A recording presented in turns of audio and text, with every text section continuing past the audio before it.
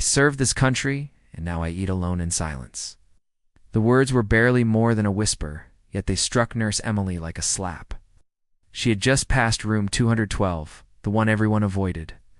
Inside sat a frail old man, hunched over a tray of untouched food, staring blankly out the window.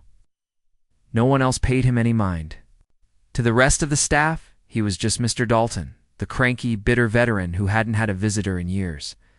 He grumbled, refused physical therapy, and once threw his cane at an aide for turning off the TV. "He's impossible," they all said.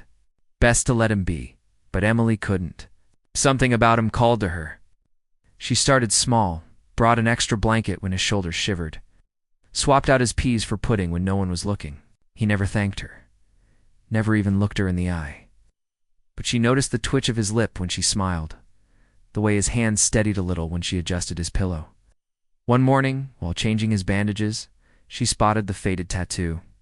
On his forearm, Bravo 6, Hanoi, 1972. Her breath caught. "You were in Vietnam?"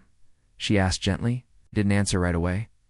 Then with eyes far away, he muttered, 38th Infantry. Lost half the unit. Buried one of them with my own hands." Emily didn't speak. She just nodded, letting the silence hold. Space for a pain too deep for words. That night, she returned to his room during her break and told him about her grandfather. 22nd Airborne, same war, same silence. "He made it back," she said softly, "but not whole."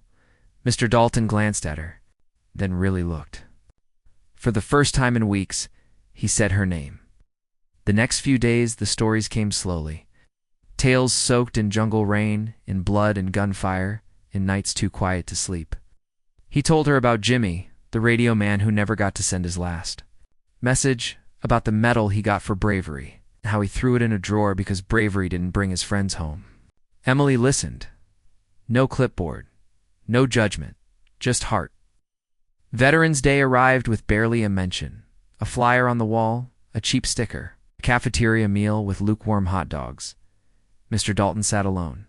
Same table, same silence. Emily's stomach turned. This man had fought for the very ground they walked on, and this was how they honored him. That night, off the clock, she went home and got to work. The next morning, she walked into his room with a carefully wrapped cloth. "I brought something," she said. She laid the bundle on his lap and slowly unfolded it. Inside was a handmade shadow box, his metals polished to a shine, his unit patch-framed, and beneath it a handwritten note. "You are not forgotten." His hands trembled as he touched it. Tears welled in eyes that hadn't cried in decades.